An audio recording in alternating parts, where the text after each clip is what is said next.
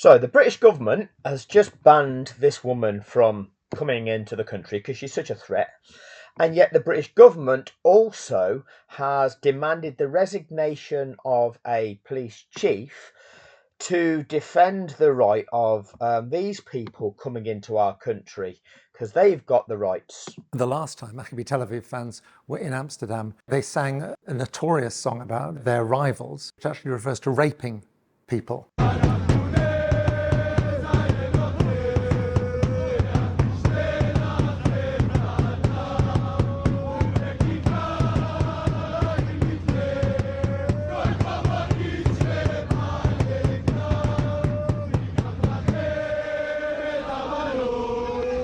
We will take your girls who love to party.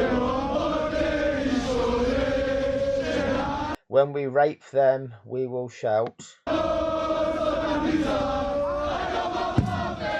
Today is death. So they've got rights, apparently, to come into our country, that Shabana Mahmood here is fighting for the rights of those people and demanding the resignation of a police chief, because the rights of these people who sing about raping people and delighting in the murder of people and saying, oh, why are there no schools in Gaza? Because the children are all dead. So our Home Secretary, Shabana Mahmood, is fighting for the rights of those, demanding the resignation of a police chief who was doing his job.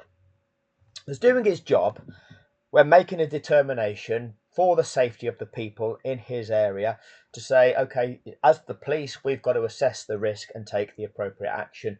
There is a risk of this group of thugs coming into my area, coming onto my patch, and there being significant amount of trouble. So I'm going to deal with that by banning them from coming along.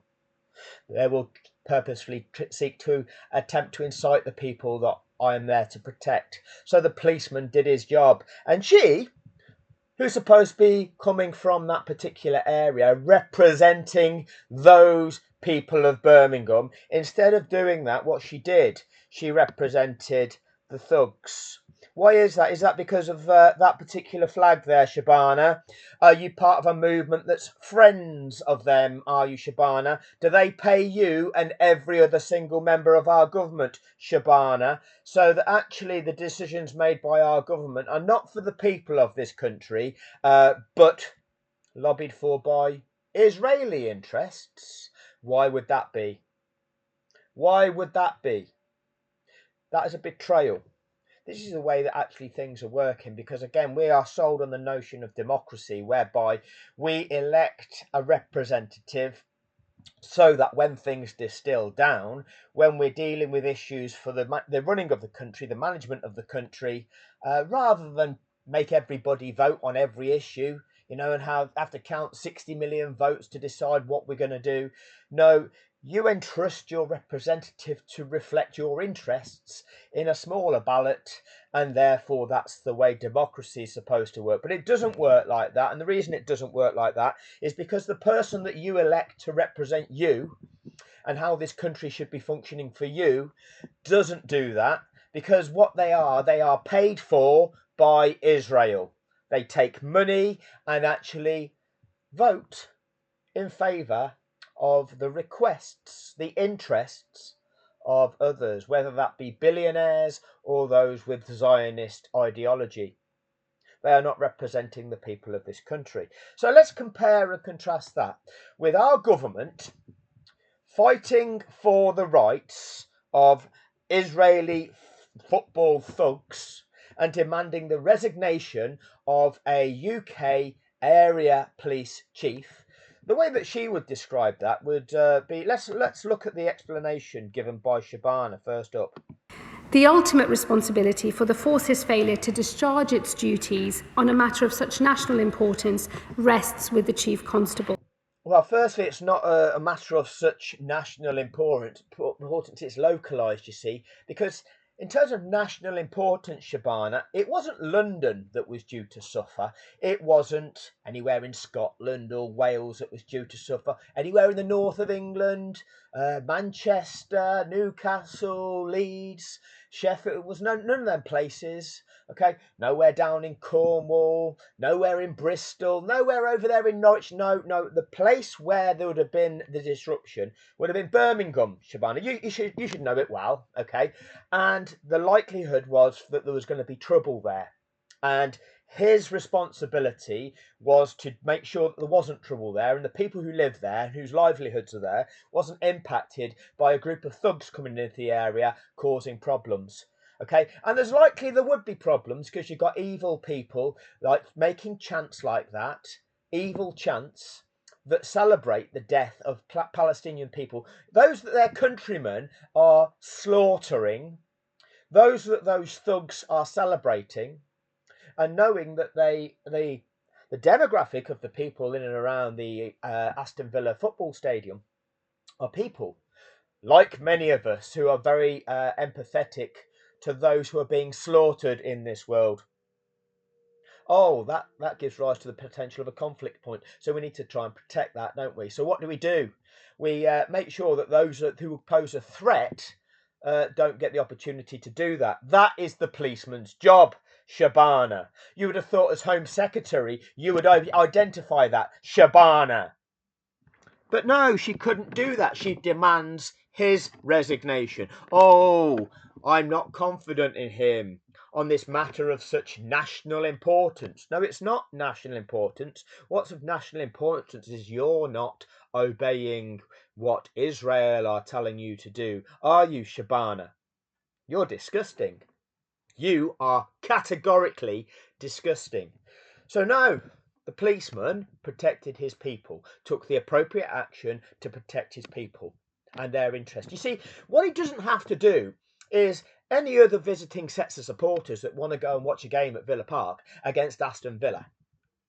He doesn't have to ban their supporters, does he? Why is that? It's because the other sets of supporters aren't the threat. You see, the Aston Villa supporters and the people that live in the locality aren't a threat. Okay, there is not the threat to visiting supporters going to a game at Aston Villa posed to them by the locals. The crazy Islamists. Yeah, them ones. Are they the threat? Are they, Shabana? Tell us, are you one of the crazy Islamists? Shall we frame it like that, shall we, Shabana? No, they're not the threat, are they, Shabana? Who are the threat? Who are the threat? Oh, well, that would be the thugs. They'd be the threat. So, the country bars the threat, and the government stands up for the rights of the threat. Now, there's a problem, isn't there? There's a problem. Now, the comparable situation is that this person has also been barred from the UK now. So surely Shabana is going to stand up for her rights and demand the resignation of somebody for banning somebody from the country who had a right to be here. Is she Israeli, Shabana? No, so therefore, no. Are you going to bring that before Parliament, Shabana? No. Shabana Mahmood is entirely corrupt, oversaw judicial corruption when she was head of the judiciary. I have categoric proof of that. Anyway, we're going to go and deal with this situation here. So what's the situation? Eva Vlaardingerbroek, however you pronounce her name, described as a far-right activist. Far, whether be left or right, far extreme. Okay, ignore her. She is extreme. Yes, dismiss the extreme views. These are damaging, radicalised views because they're far, whether that be to the left or to the right. Now, let's be clear about this. I don't align or agree with everything that she says. I don't align or agree with everything that anybody says. Okay, we have our different viewpoint, our differences of opinion, but there is a lot of things that we can find common ground on, common understanding, and the few things that we can't, we should be able to be open to discuss and find correct solution, having identified the true dynamics of the problems that we're identifying. But no, they don't want us to do that, you see. those who control the narrative don't want solutions. What they want is perpetual problem, because whilst that's happening, we've got perpetual argument. And whilst that's happening, we are not focusing on what they're doing, which is actually dividing up the resources amongst themselves through illegal acts so that they're the ones that benefit. They subjugate populations, keep us enslaved, exploit us all, whilst they enrich themselves. That's the true dynamics of it all. Because ultimately, what I actually am trying to expose on this channel, whilst my channel is set up for Formula One in terms of exposing the crime and corruption that took place in 2021, which was a clear example of this, the media used to lie to us to cover up crime. And that is what is taking place in this world. So let's see how much of a threat and how much of an extremist, okay, this far right activist is. And like I say, I do not agree with everything that she says. But let's have a listen to what she actually does say. Far right influencer, you know, and even the way that she's even described here, the luxury life of Dutch activists. Again, that is designed to turn people against that, because obviously there's always the jealousy over people's relatively comfortable status of existence, you know, and then it's comfortable, so somebody that's wealthy, and there's somebody with extreme views, start hating this person, let's undermine what she's got to say. Well, let's have a look at what she's got to say, and let's assess the merits of it. Now, you see, before I get into this, she is dangerous, and I'll tell you why she's dangerous. Is because of her profile. She's got almost 1 million followers on Instagram. And why has she got almost 1 million followers? Well, she speaks about things that people are interested in hearing about and align with. A lot of people will align with it. But she does that. The dynamics of influence often revolve around your image. People often will follow somebody because they like what they see. She is an attractive woman who can articulate herself well, of a certain age, and that attracts. That is the dynamics of it. Like it or not, that's not a sexist remark. Okay. Likewise, with the males as well, if somebody presents as somebody who is friendly on the eye, sounds good, may come across maybe as an alpha male or somebody that's intelligent, there are various things that can lead to you being deemed as being a voice to be reasoned with, somebody that is seen as being to have kudos in your field, and authenticity. And therefore, that can build a following. People believe in you, respect in you, and that gives you influence. Now, she has a talent to speak publicly, very convincingly, and she has attributes which make people want to follow her. Now, some of what she says is extremely important. There's things that I disagree with, but I think some of what we disagree with, it might be her ideology. It might be that there might be various reasons. It might be that her level of experience at the moment has not opened her eyes to certain things and not enabled her to explore some of the dynamics. It might be that it just pays for her to be this way. Certain people will do that. When they found a following, they will exploit that following, which is something I get accused of. Okay, I'm just trying to present the truth. But let's have a look at what she's saying, and let's just see how much of an extremist she is and how dangerous that is.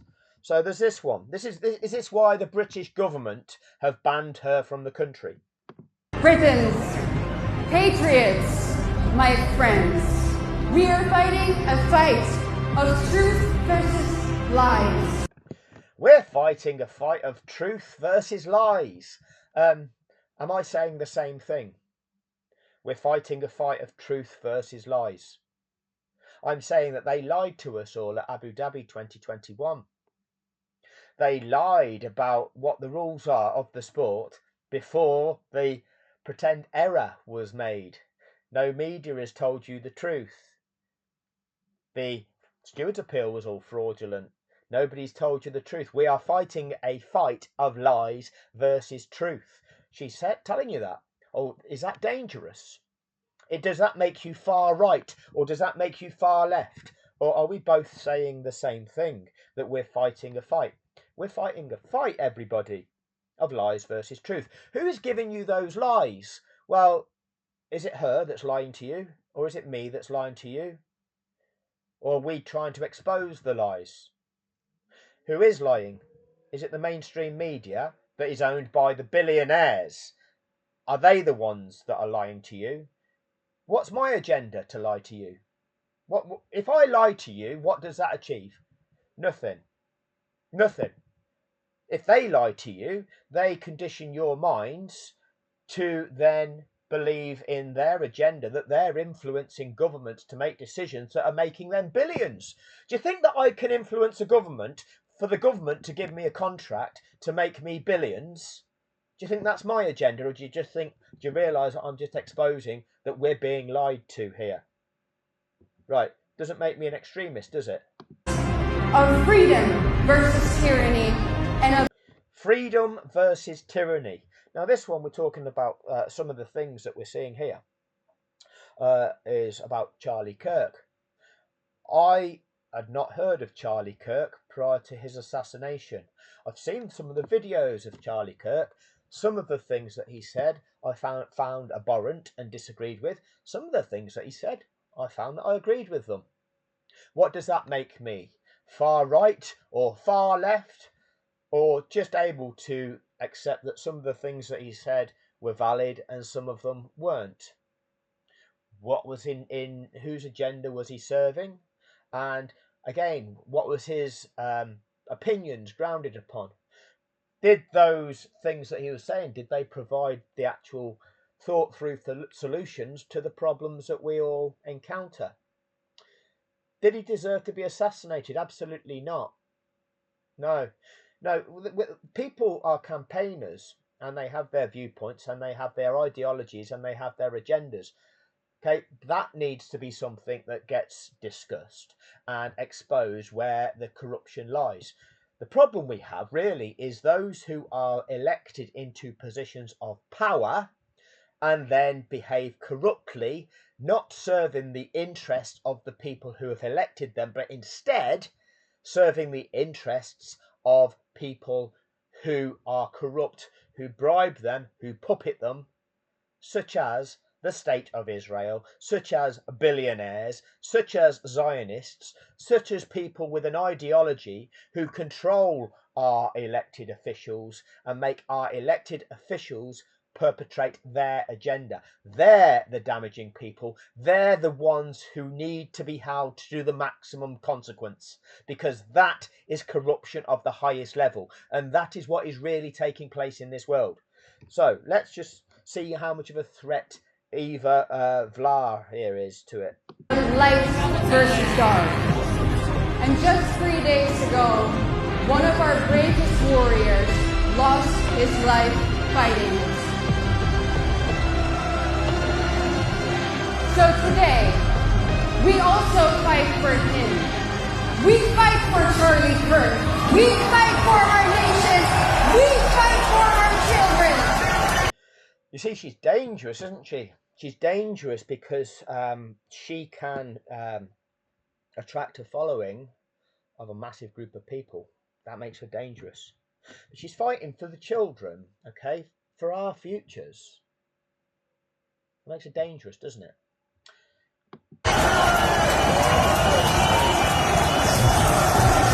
So let's have a look at the sorts of things that she's campaigning about. Democracy is dead. Stone cold dead.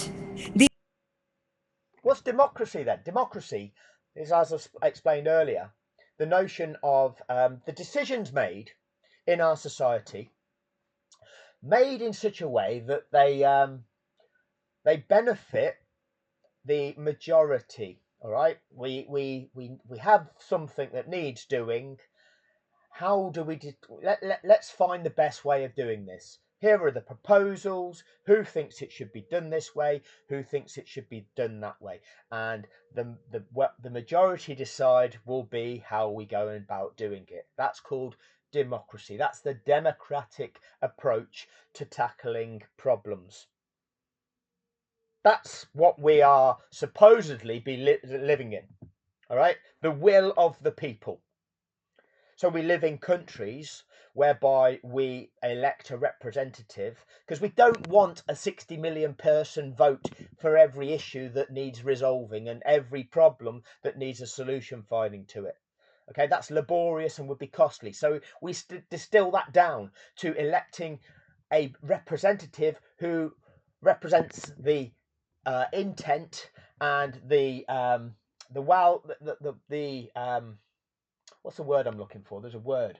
Represents the interests of those within their electorate, so that whatever decision is made, they are voting for the decision that benefits the people who they represent. Okay, so that is our version of democracy. We elect a representative, that representative votes on our behalf, and that achieves a democratic decision, is the theory.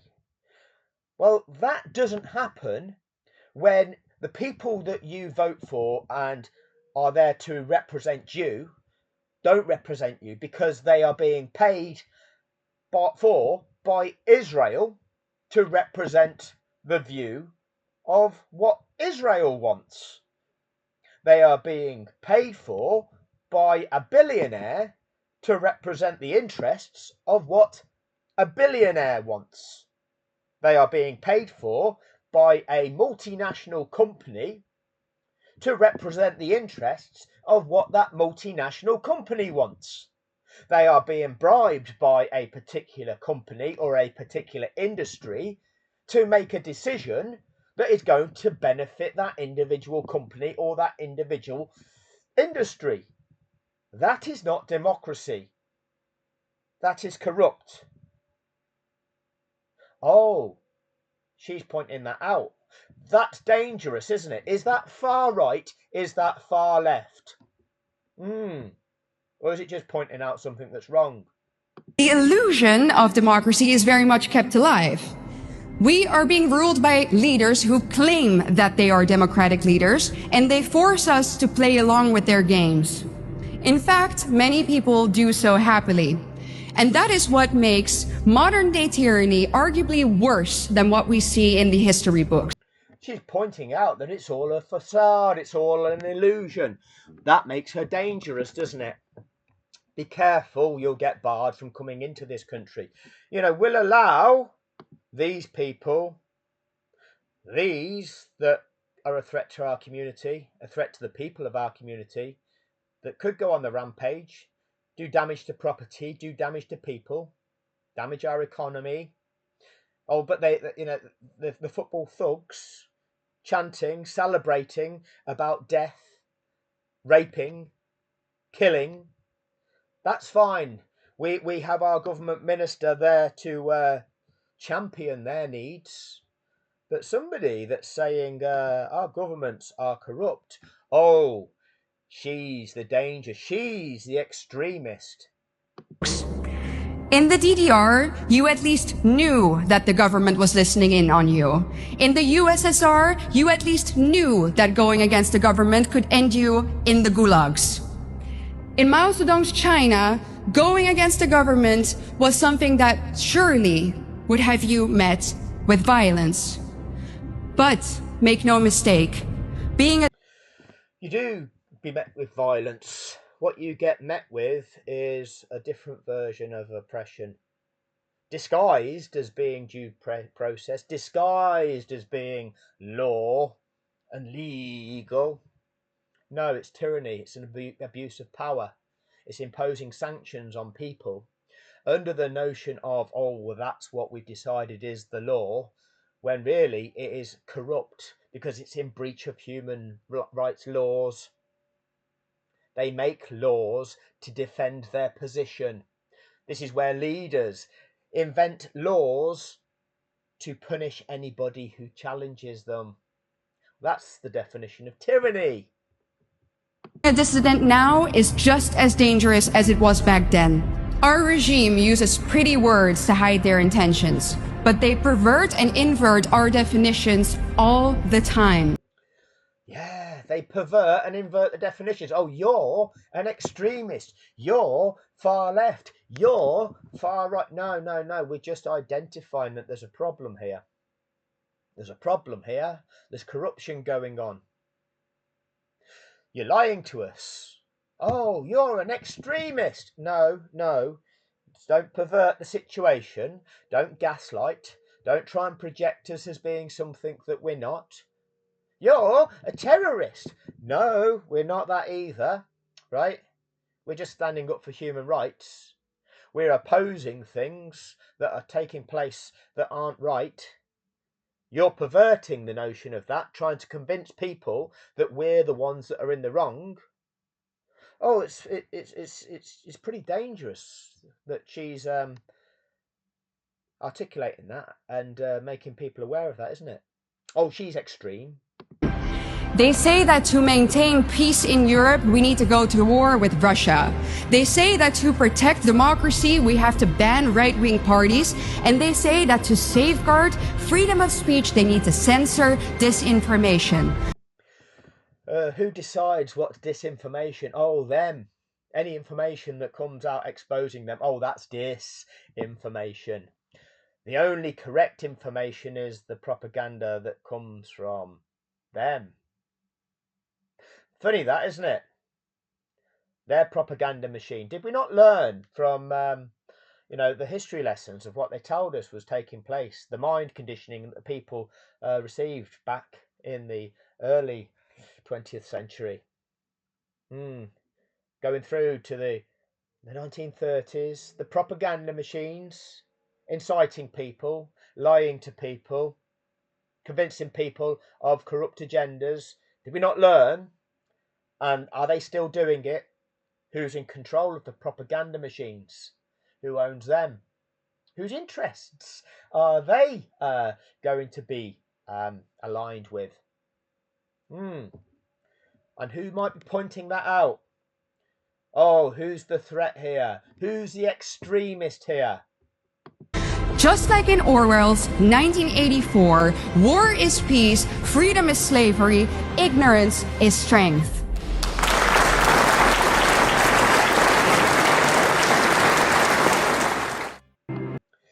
And we'll just have a look at this one. If we don't start to seriously fight for our continent, for our religion, for our people, our countries, then this time that we live in will go down in history as the time in which Western nations no longer had to get invaded by hostile armies in order to be conquered. This time will then go down in history as the period in which the invader was actively invited in by a corrupt elite. And not only did this corrupt elite invite the enemy in, they made the native population pay for it too. So, I'm going to go through this because there's elements that I agree with and there's elements that I feel that she's entirely wrong. Okay? But I believe this to be due to her lack of a greater understanding of the situation. And that could easily be levelled at me. I acknowledge that I'm not the oracle on this situation. But I'll try and give you my perspective and demonstrate where I see her as being wrong. So, let's just go through what she's saying. We don't start to seriously fight for our continent. Fight for our continent. We should not be fighting anybody. We are supposed to live on a planet of multiple continents and 8 billion people. Who do we need to fight for our existence? I am not looking to fight anybody. I don't want to fight you if you're French, German, Austrian, from the Netherlands, Spanish, Argentinian, American, Canadian, Australian, Indian, Chinese. It doesn't matter where you're from. I don't need to fight you. I want you to have a good life. I'm not in competition with you for my life. it doesn't benefit me, why should it be that my life is better if I can make it so much that your life is worse? It's a competition and I only win it if I'm fighting and win that fight. Who has sold people on that notion? The rat race of winning the race in life. What's that all about? Why are we fighting for, let's say I'm in Europe, I'm in the UK. What am I fighting for Europe for? What's that all about? Is Africa fighting us? Is South America fighting us? Is Asia fighting us? Who's fighting us? Oh, yeah, there is one. There is one. What are we fighting about? And who's doing the fight? Well, what you actually realise is we're not fighting the people, okay? Because the people from other countries of the world, I've not encountered anybody from Iraq or Afghanistan that wanted to fight me to invade my country. I've not encountered anybody from China or India or Brazil or any of the African countries that wants to fight me because they want to invade my country and steal all of my shit. I've not encountered anybody not encountered anybody from Europe that wants to fight me to invade my country to steal all my shit. Okay, who does that? Who does that? I mean, most Americans that I know as well, they don't want to just fight people to go into their country to nick all of their stuff. Who does that? You see, the way that the world actually works is you have tyranny. You have those who seek to go around the world and take the resources for their own benefit, so that they can sell them resources and benefit from the wealth that it then creates, so that they can live like kings, exploiting everybody else, because the things that they then seize power over, they're the things that, with the sorts of things we need for our lives, and then they exploit us by making us pay for the things to them. Well, who does that? Which country does that? Or is it countries that do that? Or is it cunts who do that? I think you'll find it's not the countries that actually perpetrate that. It's the cunts that do that, the shortened version. Okay? So this is the problem. It's not the masses, it's not the 90% of us, it's the tiny percent with that ideology. But the thing is, those tiny percentage of people that do that, they are able to entice others with the same ideology. They sell others on that same dream. Yes, you too could live like a king. You too could live a better life than everybody else. You can join us by sharing our ideology and conducting yourself to our plan. You fulfill the roles that we need you to fulfill, and you will become a winner too. You can join our army. You can join our mind conditioning machine. You can fulfill the roles where we get you to make the decisions that enable us to do this and make it look authentic, official, and legal. You can fill those roles. You can use your job as a judge to make the decisions for us. You can use your role as a barrister to create legal argument for us. You can use your role in telling people how things are to make them think that this is okay. This is the control that they have. The mind conditioning, this gives them the power, and they own all of that. And if you speak out against it, you get quashed. And they use their machinery, their apparatus, their tanks and their bombs and their guns and their stormtroopers. They use them against us. They use their media to mind condition us. They use their owned justice system to adjudicate us as doing something wrong. They use their paid governments to make decisions for their agendas. So what are we fighting for? Why are we fighting for our continent? What's that all about? What has the ideology of those cunts actually done in terms of the damage?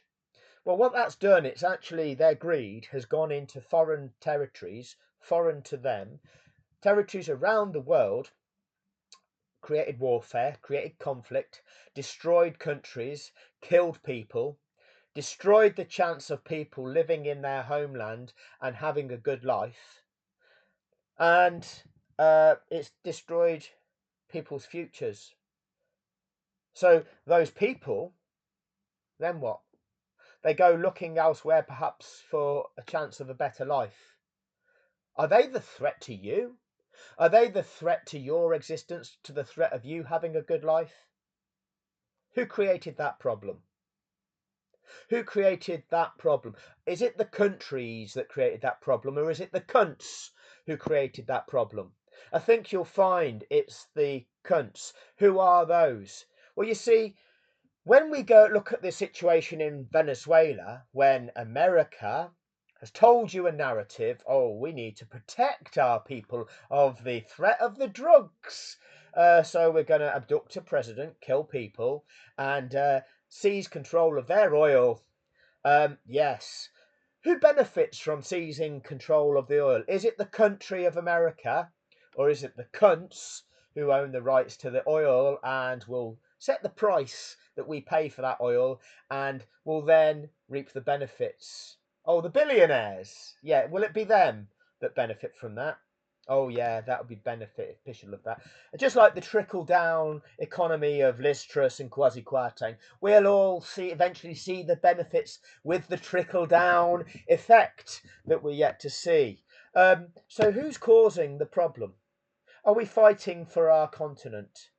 Who are we fighting? Who causes the problem? Who's the enemy? Where do we need to turn our sights?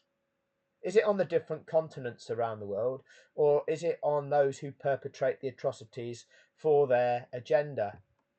Their elitist Zionist agenda, their agenda of there being such a disparity in society where they sit at the top of society and everybody else is exploited.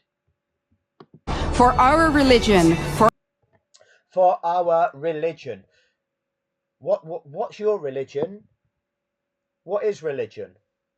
Religion, a belief system, a faith system. What are the fundamentals of religion? It's at its core, it's a belief system which encourages people to conduct themselves in accordance with a moral code. Is that different from religion to religion, or fundamentally, are they all the same? Are they all fundamentally saying to the followers of the religion, respect yourself and respect others,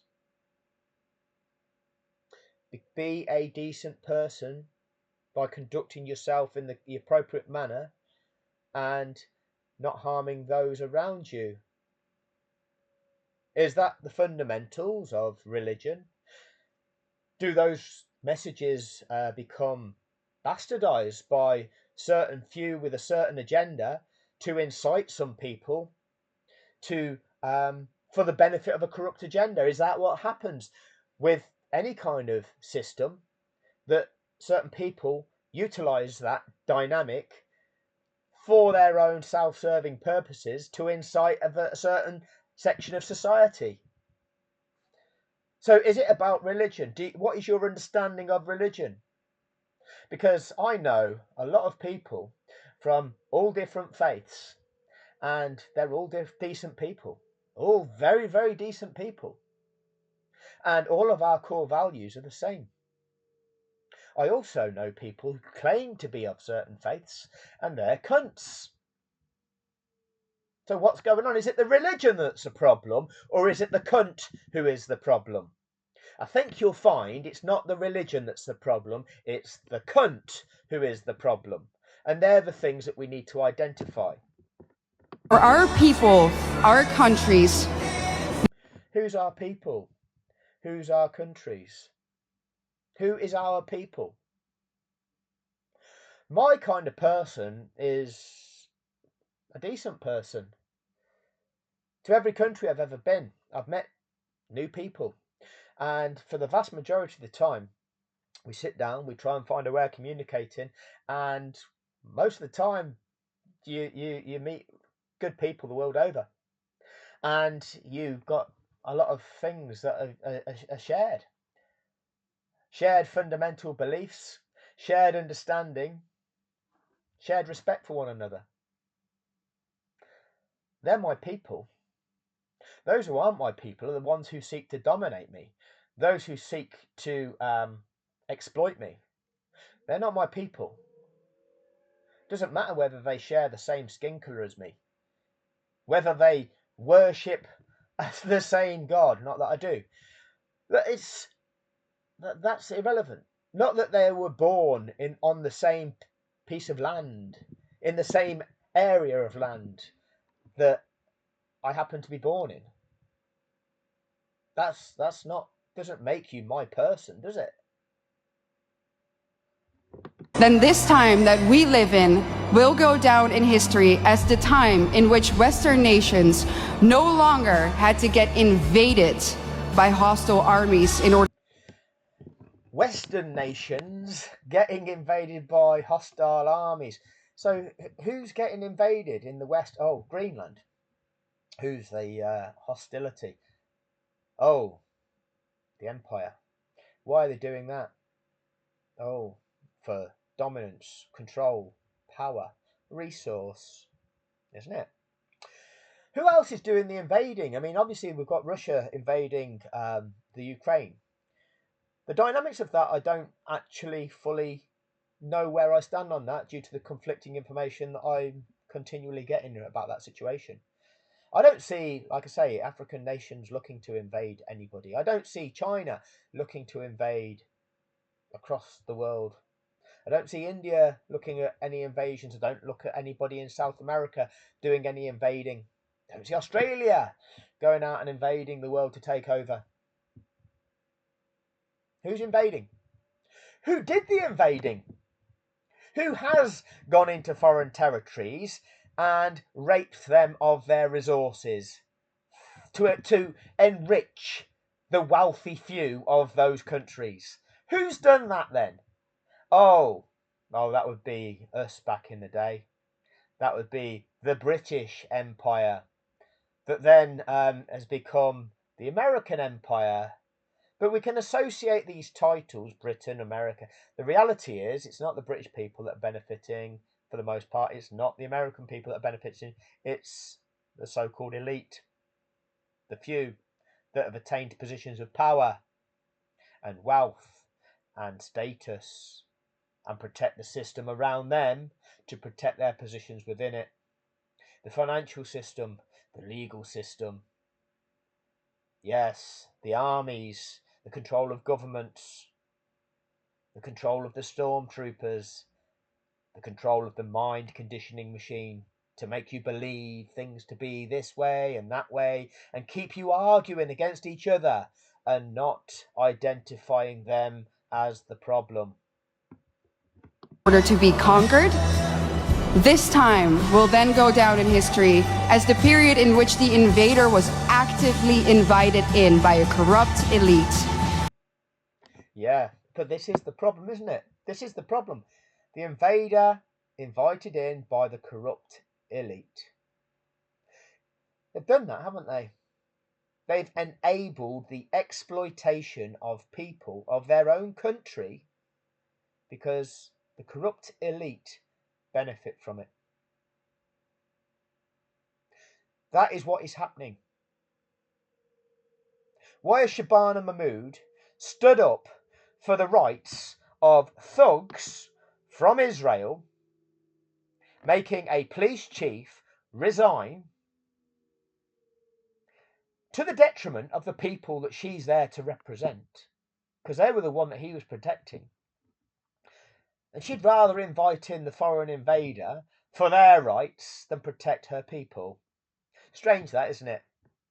Strange that. But this extremist here has got a problem. This is the extremist, everybody. Don't believe her. She's not identifying some damning dynamics, is she?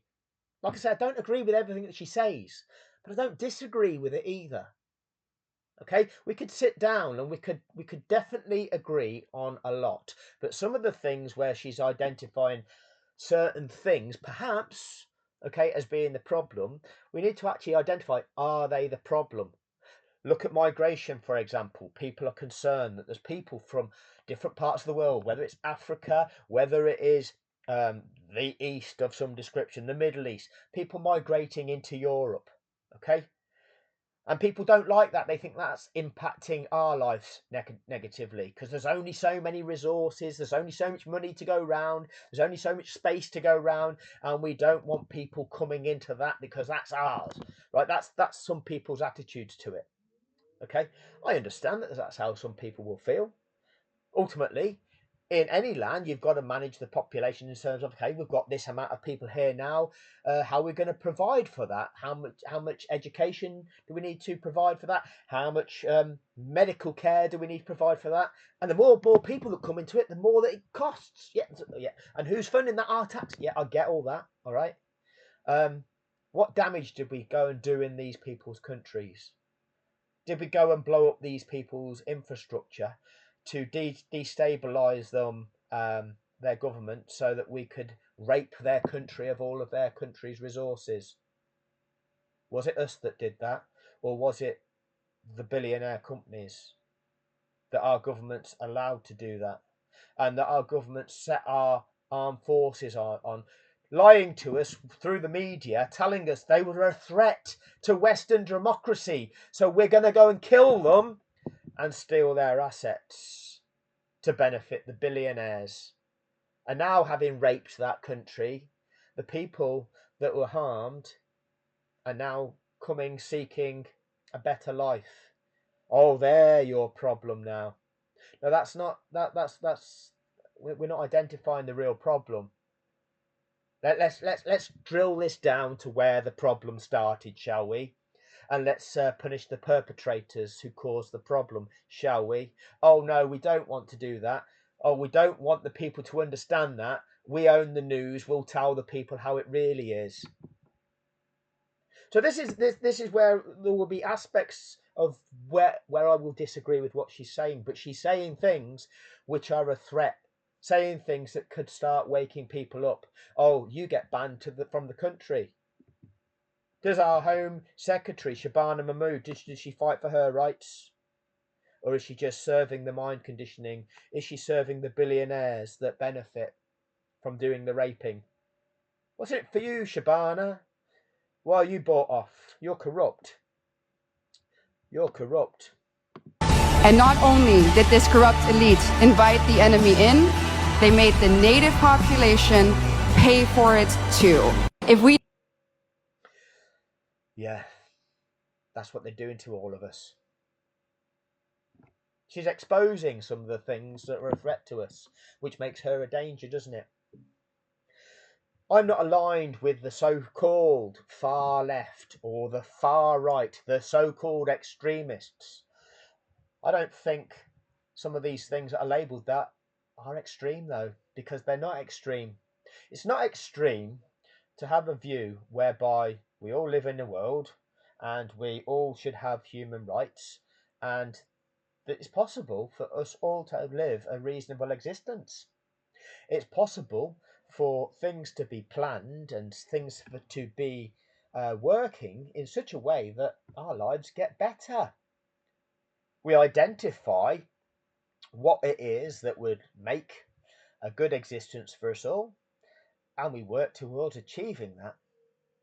And we do it in a way whereby we can develop the technology that is helping that, the way that we can produce the things that we need, such as energy, such as healthy foods, such as how we can all educate ourselves, and educate the population, the way that we can all identify the different skills that we all have and how best to utilize that to enrich people's lives, to create relationships with one another, to bring people together, to value each other, to value the characteristics of life that is humanity. But they don't want that.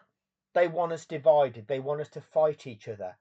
Because whilst they can do that to us, and they keep us subjugated, they keep us enslaved, they keep us in hardship, fighting for our own existence, we can't collectively come together and identify that they're the problem and they are what we need to eradicate.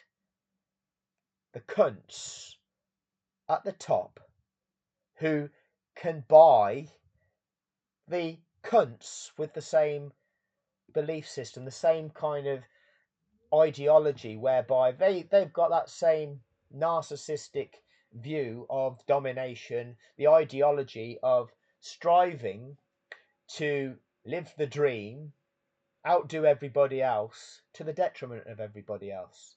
So they're sold on that idea, and so they'll take money like mercenaries to shit on everybody else, commit crimes against everybody else, serve the billionaires, because they've got the carrot dangled in front of them. Yeah, you could be like us if you serve us.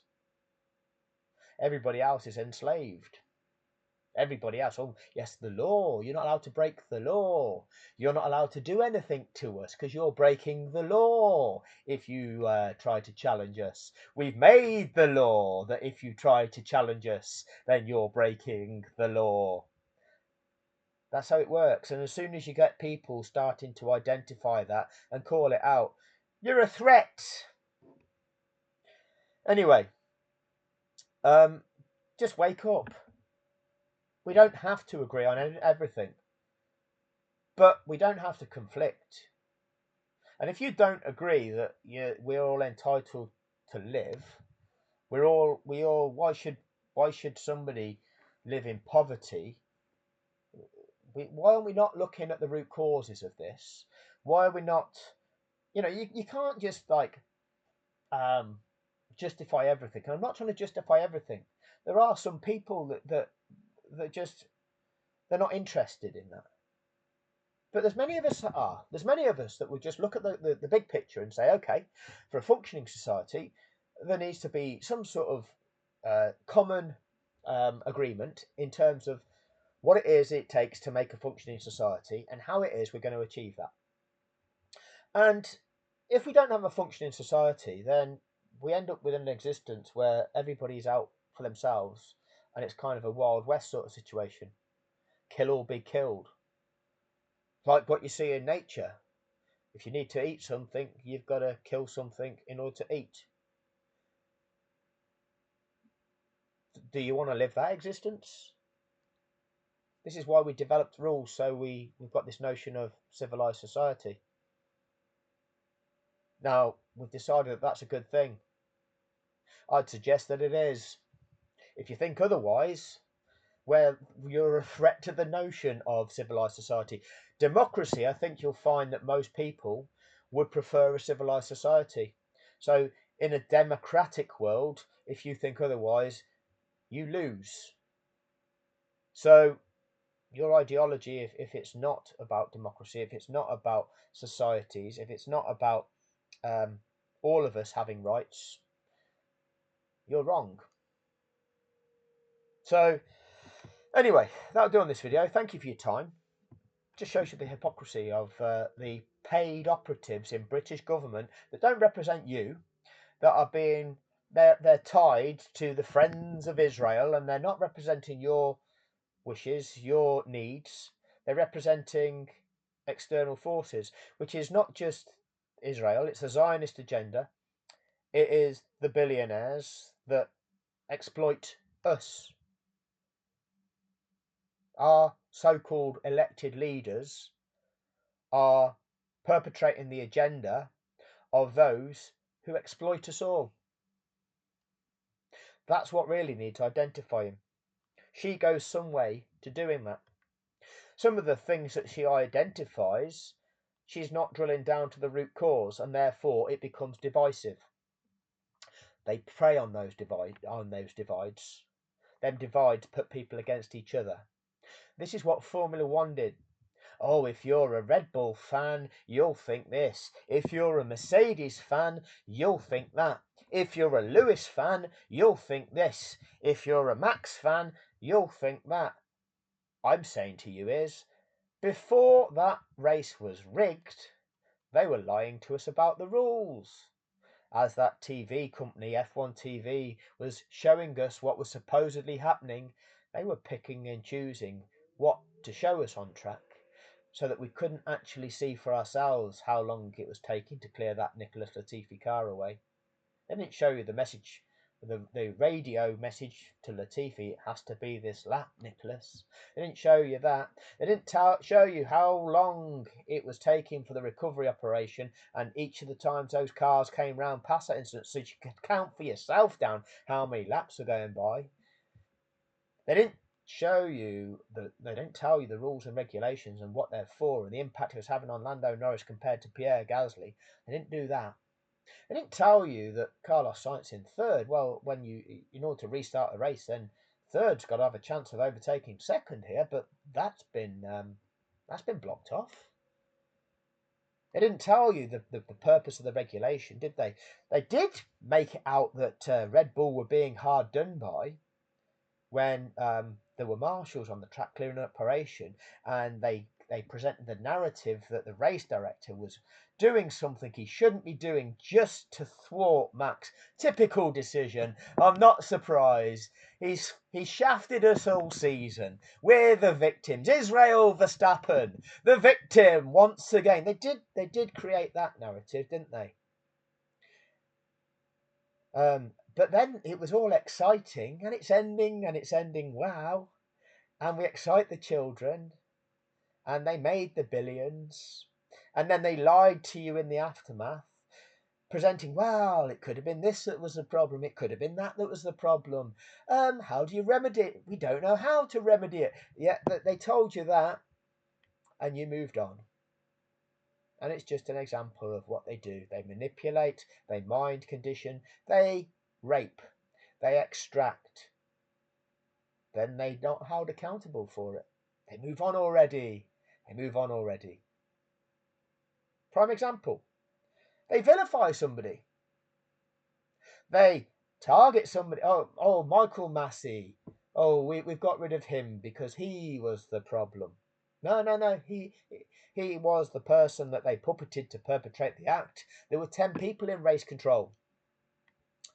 They didn't show us the footage of race control at the time.